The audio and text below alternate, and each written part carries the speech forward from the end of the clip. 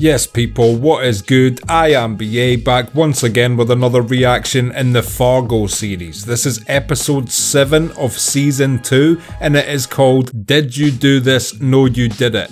Last episode, the Kansas crew finally had a comeback towards the Gerhard family. Obviously Mike's been probing that idiot daughter for information and she let him know that they were going away to try and deal with Ed. We obviously thought Mike's crew was going to attack the Gerhards while they were on that mission, but instead they beeline for the house where only the mother, the sick father and the idiot daughter were and shot it up. So my only hope is that the daughter died in that shootout and that the mother and father survived. And the Gerhards were absolutely relentless in their pursuit of Ed and getting the youngest son out of the jail. When they actually showed up to the jail, I could not believe they were just willing to go toe to toe, shoot out with the police if it had to come to that, just to get the son out. And while they were talking to that hilarious lawyer character trying to have a negotiation for the release of the son, the Native American guy was honing in on Ed, who Lou helped escape the police station. And then the reveal at the very end of the episode that he'd been tracking them through the woods and they were this close to getting caught if it wasn't for Ted Danson's cop car showing up. That was just an amazing episode, so I'm looking forward to getting into this week's. So without further ado, this is episode 7 of season 2.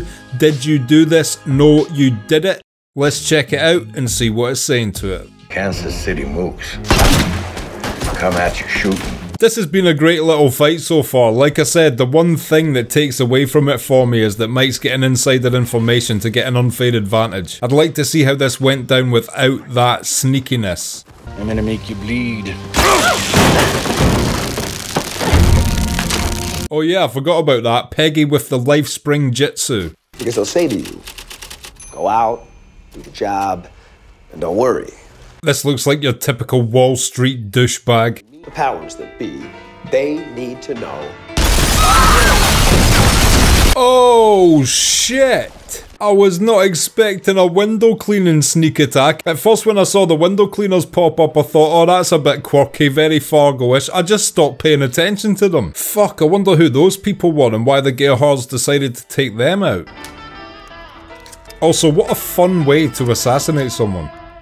If you were an assassin and you'd done, you know, like 20 years of your typical grisly assassin work and then one day you got to be on a outside window cleaner elevator. Shit, people are just getting marked left and right now. Lou was not lying in season 1 when he said the bodies just started piling up one after the other. Getting drowned in a toilet's got to be one of the worst ways to die, surely. Moment of silence out there for all our brothers and sisters who died drowning in toilets. It's happened, it has to have happened. Yeah. Was that the mum herself there pulling the trigger? Wouldn't surprise me, she's gangster. Also, it's just occurred to me, they all survived that shooting. No fucking way.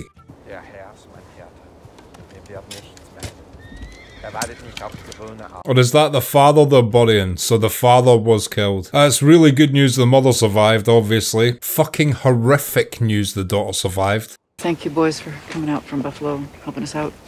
Couldn't have fought them off much longer. Forget about it.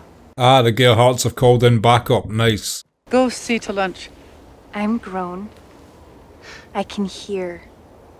Don't let this bitch hear anything. South Dakota's turn. Which Baronell tells me is where they got the president's faces up on the side of a rock. Seriously, I don't usually wish it on characters, but I hope this daughter has a fucking horrible death before the end of this show. But I need a third hole is my feeling. Have some respect. My lion didn't raise that boy to be killed by small-town muscle. The mother's such an interesting female character. It's a woman who's been such a loyal wife, dealing with grief and the loss of the man she once knew. I'm not sure if that was his coffin, but I think he did die there, so now he's dead as well. So she's dealing with such grief, while at the same time trying to rule a notorious crime family with an iron fist and engage in a war with another more ferocious one. And she's doing a good job on all fronts considering. And she has to deal with this little rat rat of a daughter, just dripping information. I wonder what the Gerhardts would do if they found out the daughter was doing that. Of all the ways she could die in this show, the most satisfying would be at the hands of the Gerhardt family, I would say. I don't want to see Mike kill her. I mean, don't get me wrong, I'll take a fucking kitchen brother killing her. I don't give a fuck as long as she dies before the end of this show. It would just be poetic justice if the Gerhardts found out and just dealt with her. It's funeral day. I know. We waited till the dirt settled, but... Looking fucking good in that burgundy, Lou.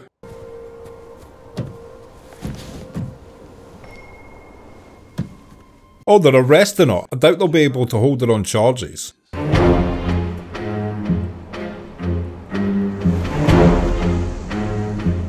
That farmhouse reminds me of in the Red Dead Redemption 2 epilogue where John Marston is working for a while. Solverson and myself, we're tired of playing cleanup.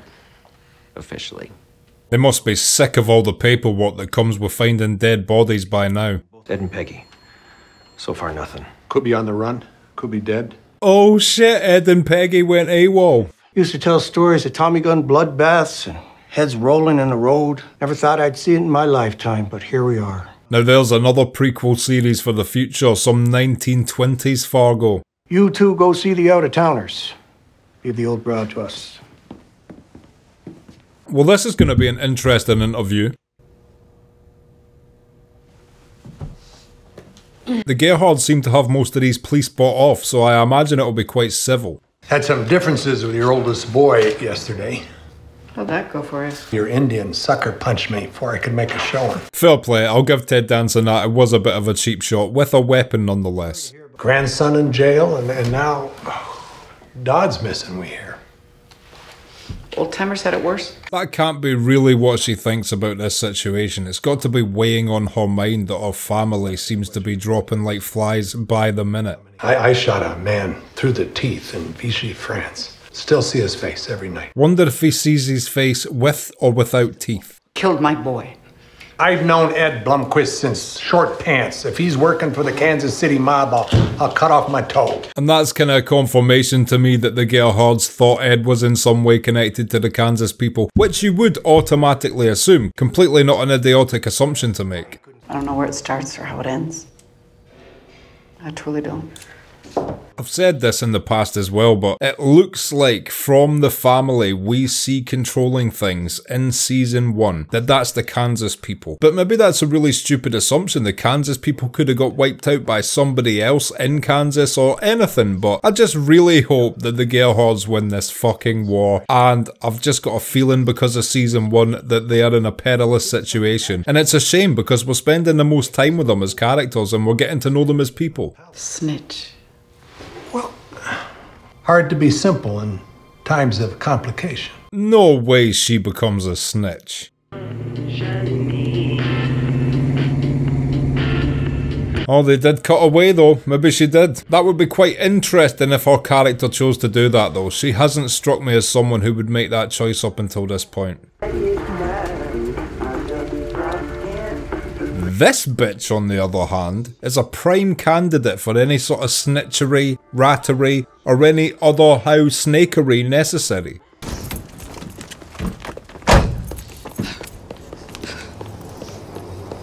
What a fucking mess she is as well. Not only is she a little rat, she's a mess. She's a sewer rat. I hope she dies in a fire. May she be launched from a catapult from the highest part of a castle into some sort of moat of human piss, and then called a stupid piss-covered catapulted bitch. You got 2 days. Then I'm sending the Undertaker. Yes, sir. I'm guessing that guy must have been some kind of higher up from Kansas. What do you want, little girl? You were supposed to kill my dad, not the old cripple. She is an absolute fucking idiot. How could she even come back here after Mike opened fire on her and her grandfather and grandmother? Literally could have killed her dead. Look who's back. What a fucking dumb prick. This character frustrates me so much. Firstborn granddaughter. She's always the shine on the apple. Oh, God. And this is what she gets, you know what I mean? Mike obviously never liked this woman. He was using her in any way he could for information, and I guess if he feels like he can't use her for any more information, he'll just use her as a straight up hostage. Wow. You okay there, miss? Lou was just in time.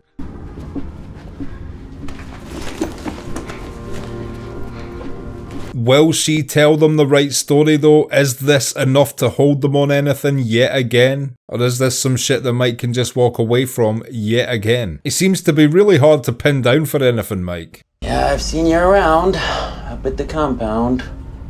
Seen me? Please don't let this shit work, mate. Oh, Jesus. Oh, Jesus. He completely deserved that. Not safe around here. For us. Yeah? Wow. Of all the brothers, to be fair, this one seems the wisest, so if any of them are gonna clock she's been talking to Mike, I think this is the guy that will. I own 2 pairs of shoes. A summer pair and one for winter. We're not meant to have more than we can handle. That's his strange metaphorical way of saying, one gang is enough. We don't need 2 gangs fighting over it. You're saying capitalism is a problem? Greed. Making this thing all or nothing. What a good point by Lou, and he's so right. Kansas did put the Gerhard family in a situation where it was either give us the entire business or it's war. No 50-50, no just trying to get a little piece of it. They wanted the whole thing or they were going to kill them all. Just don't be offended next time if I don't say hello before I shoot. Fucking hell. Although Lou did come in clutch there, kinda. Not that I wanted to see the Gerhard daughter saved, I just knew she was going to be used as some sort of bartering chip to kill more of the Gerhard family themselves. So I didn't like the fact Mike was about to capture her, so Lou did come in clutch, but the fact it's just yet another situation that Mike can just walk out of the room of is so frustrating. Carl Weathers, that is a good way to get yourself shot. Your lesser half gave us a key. His name is Carl Weathers, like the actor who's just passed away, rest in peace, Carl Weathers. Sonny's already called dibs on the floor. Wait, did what? I'd give you the sofa seat except for my back. Oh, you know Carl figured out a way to wrangle the sofa. Grab a plate and see why they call me the breakfast king of Loyola. It's a nice nickname. It's a strong nickname. What an incredible drone shot that is. I wonder if season 2 was filmed in Canada again. Not about Charlie. How's he? State pen. Waiting for trial. Well, we should, visit. Charlie really did seem like a good kid. I hope he gets a short sentence.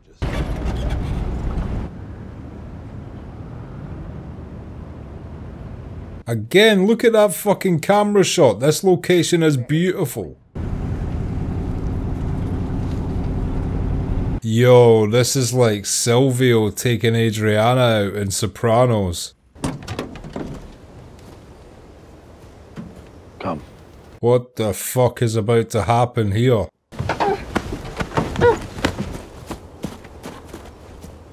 I'm giving her a 20% chance of survival with this interaction right now. I didn't mean. Doesn't matter what you mean. It's what you do. If he does kill her right now, I'm not even mad. Like I said, my ideal death for this woman would be at the hands of the Gerhards.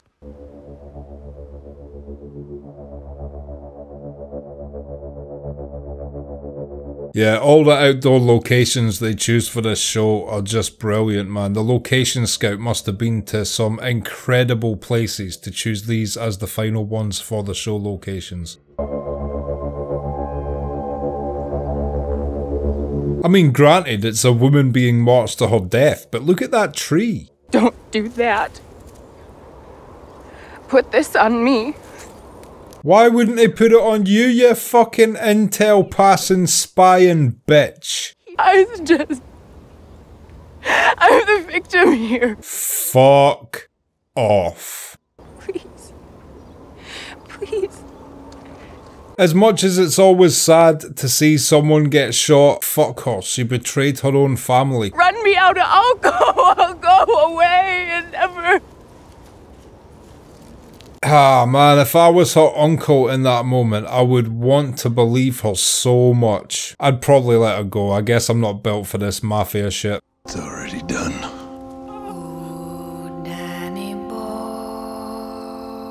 But yeah, not mad at him for making that decision. The worst possible thing would have been to see her give Mike information throughout this entire season, you know, right up until the end. It would have just been so infuriating to watch. So yes, rest in peace to her. She was just a troubled, young, dumb person, which, you know, lots of people are like that, who come out the other end in life and end up having good, mature lives and shit. But she did something that was unforgivable. Unfortunately, sometimes people make mistakes that are just unforgivable, and she betrayed her own family in a plot to get all of them killed, including her own father.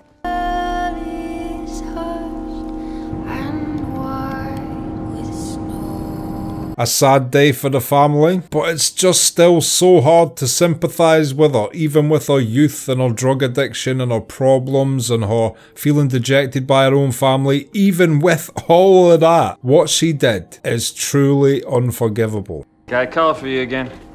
What guy? Says he knows Dad, where he is. Says he knows where who is? Goes back this guy, you tell me to sell that shit someplace else. We got all the crazy we can handle. I don't understand that conversation. Why would someone be calling for him if he's dead now? Did he just not know he was dead? Family business. Not my place.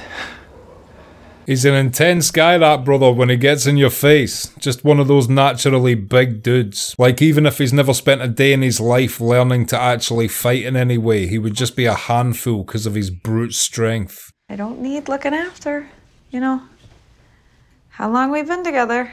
A Molly Solverson cameo, back in the days when she was still enjoying having the use of a spleen. Can you rest? How am I supposed to rest? You keep telling me how bad things are. Must be hard enough getting sleep if you're, you know, going through those things that she is. But on top of that, every day Lou must be calling her right now like, well, there's another dead body. It's not exactly going to give her peace of mind, is it? Dad says hi. Say hi back.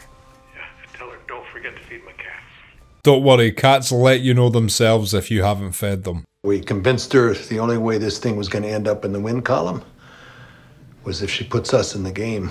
No fucking way. I cannot believe she's decided to turn informant. I need assurances that none of my children or my grandchildren are in line for any repercussions. As the matriarch, she is obviously doing this because she is concerned for the safety of her family. That being said, she's the leader of an organised crime syndicate. If you're in organised crime, you do not communicate with the police. If you're a civilian and you feel threatened, communicate with the police. But if you are in the underworld, you are expected to deal with your problems without their help. Here in town, they store their gack in 2 different places.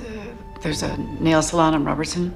Problem is, these Kansas guys have a lot of police bought off themselves, so if the police force here, like Lou and Ted Danson, phone over to the police force in Kansas, they might already be on the take and just warn the crime family that there's now an informant.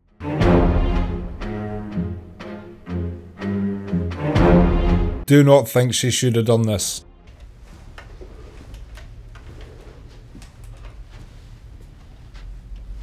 Well, it's not looking good for Kansas just now. The Undertaker's coming. You're done. Shit. 1, that doesn't sound good for Mike. 2, who in the fuck is the Undertaker? Sounds like the tide is once again going to turn. You don't get a nickname like the Undertaker without generally putting people in coffins, caskets, body bags, and other apparatuses for storing the dead. Indians shot 2 troopers in South Dakota. What Indian? No way, I would have loved to have seen that scene. It sounds like they caught up to him somewhere where he was out tracking Ed. They need to give us all the Native American guy scenes we can possibly get. Him and the lawyer are the 2 best characters. Remember, we just promised to give the Gerhardts a free pass. If the Gerhards have a free pass now, they can be fucking ruthless towards Kansas if they want in the meantime. They know nothing they do is gonna get them arrested. They could be so brazen about their attacks now if they wished. He was supposed to marry my sister, you know. But then there was Vietnam, and he joined up, and she never was very good at waiting.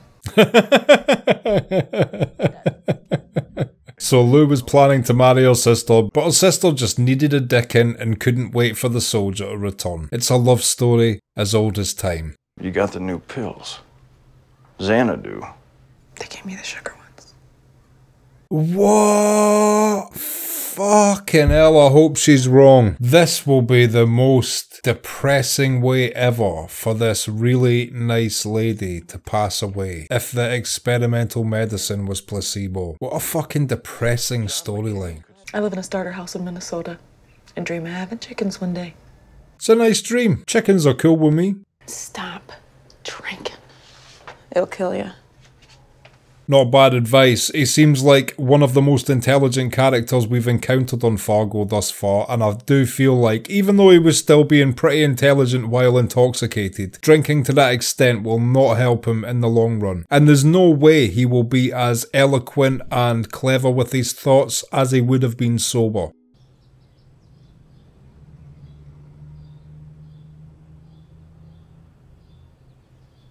It's mad how quick life is going to pass us all by. I never expected Fargo to have such a downer of a storyline. Not that I don't appreciate it as art, but yes, it's certainly not happy to think about this poor woman's situation.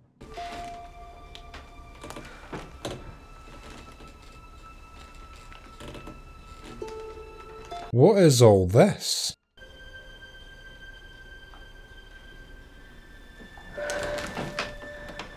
I'm so confused right now. What do all those shapes mean? And was that Ted Danson's room she was going into, where she discovered the shapes? I'm not sure what house she was in. All day. All day. Mike's looking like a guy that's about to be executed as well. Goodbye, could you wait to call me another day? Mike literally is fixing his suit like he's about to be assassinated. Is the Undertaker gonna just kill him as well? Gentlemen.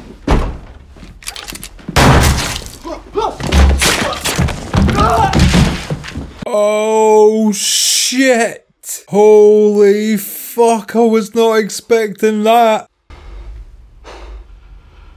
Mike is going out swinging. I take it that's him a rogue to the Kansas crew as well now then. Him and that kitchen brother will be like a lone entity in this story from now on. Got Dodd Gerhardt in the trunk of my car. You want him? Which fucking one is Dodd Gerhardt? I wish I knew which member of the Gerhardt family that was. And I guess that makes sense. It's a shame to see Ed working with Mike, but it does make sense because he is wanted by the Gerhardts, so, you know, I sympathise with his decision. Okay, and that was episode 7 of season 2 of Fargo. Did you do this? No, you did it. And I'll be back in just a minute with my thoughts on that. So, did you do this? No, you did it. What did I think of that? So many little twists and turns this episode. I thought this was yet again another great one. After the last episode, I thought there was going to be a bit of a lull in this episode just due to how hectic last episode was. But so much shit went down in this episode, it was just another insane one. Like, there's so many things. I'm not one of these reactors that takes notes while I'm watching it, so I may inevitably from time to time forget plot threads because so much epic shit's getting thrown at you at once sometimes. It's literally hard to keep everything in your head,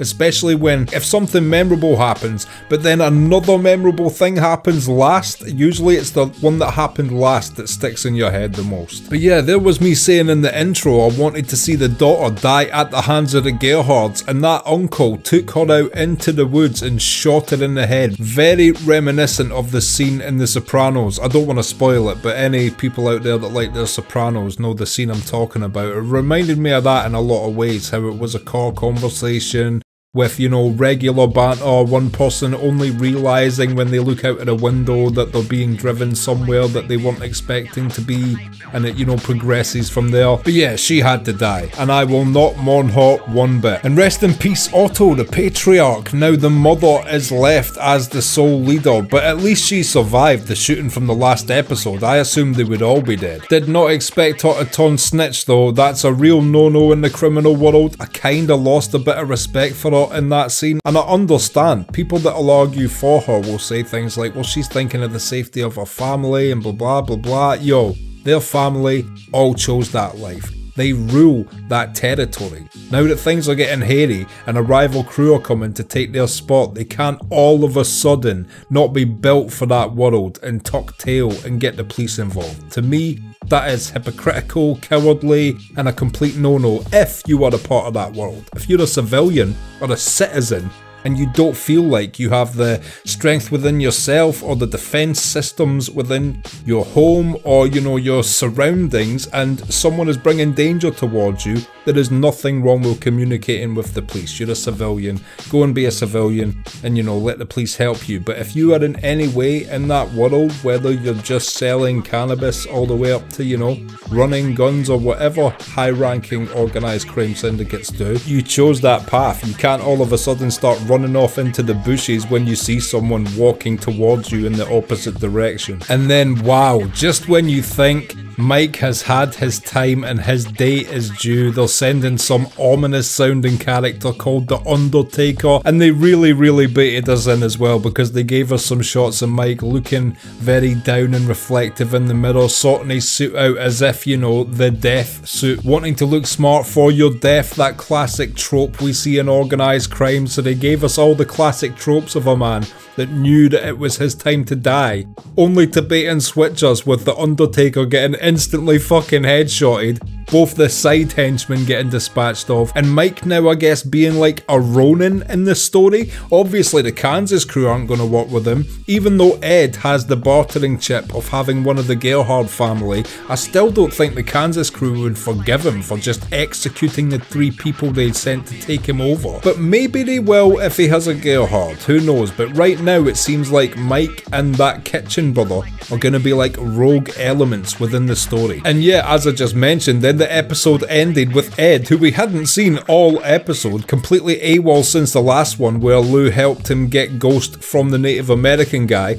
only to show up in a nice car, by the way, saying he's got a Gerhard in the boot. I do not know how he wrangled that, and I do not know who this Dodd Gerhard is. He or she is just one of the members of that family who I have not memorized that name for. So yeah, roll on next week's, because these last 2 episodes have just been absolutely incredible. If you've enjoyed this reaction, click like, subscribe to the channel to see more videos like this, ring the bell to be notified as to when they drop. If there's anything you want to talk about, comment down below and share this around to anyone you think might appreciate it or want to watch these reactions along with us. My Patreon link is down in the description. If you become a patron, you get access to my blog, you get access to these reactions I put on YouTube a month and a half in advance, and you also get access to full-length versions of everything I react to. So consider becoming a patron. It helps me and my channel out so much, and until next time, I have been BA. Peace.